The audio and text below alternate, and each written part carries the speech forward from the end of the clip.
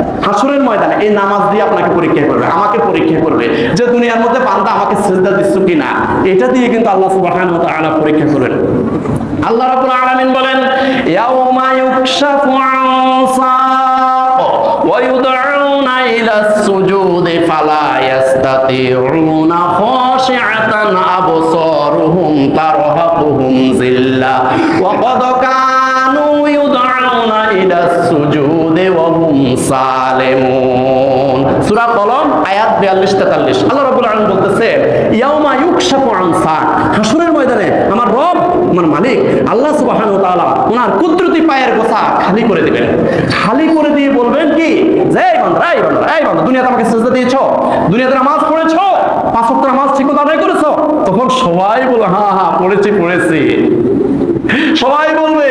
তখন আল্লাহ পাক বলবেন, ওয়ায়ুদউনা ইলাস সুজুদে, আজকে হাসরের ময়দানে আমাকে একটা সিজদা দিয়ে দেখাও। সুবহানাল্লাহ বলেন, একটা সিজদা দিয়ে আমাকে দেখাও, একটা সিজদা দিয়ে দেখাও। দুনিয়ার মধ্যে যারা হাজারো ব্যস্ততার মধ্যেও নামাজ কাজা করে নাই, খেতের আইলের মধ্যে গামছা ভিজিয়ে যোহরের নামাজটা আদায় করেছে, তারপরেও নামাজ তরক করে নাই, এমন বান্দারা হাসরের ময়দানে এই নির্দেশটা পাওয়ার সাথে সাথে আল্লাহকে সিজদা দিয়ে দেখাইতে পারবে, আল্লাহ দুনিয়ার মধ্যে আমি নামাজে ছিলাম। সুবহানাল্লাহ বলেন।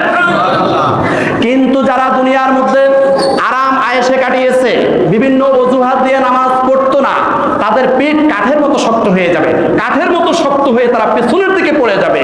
ফালা ইয়াস্তাতিউনা খাশিআতান আবসারুহুম তারহাকুহুম যিল্লা, তারা বেইজ্জতি হয়ে, লাঞ্ছিত হয়ে, অপমানিত হয়ে তারা পেছনের দিকে পড়ে যাবে। আল্লাহকে একটা সিজদা দিয়ে দেখাতে পারবে না। হাসরের ময়দানে তারা মাথা উঁচু করে আর আল্লাহর সাথে কথা বলার সাহস করবে না। খাশিআতান আবসারুহুম তারহাকুহুম যিল্লা, বেইজ্জতি হয়ে তারা পেছনের দিকে পড়ে যাবে।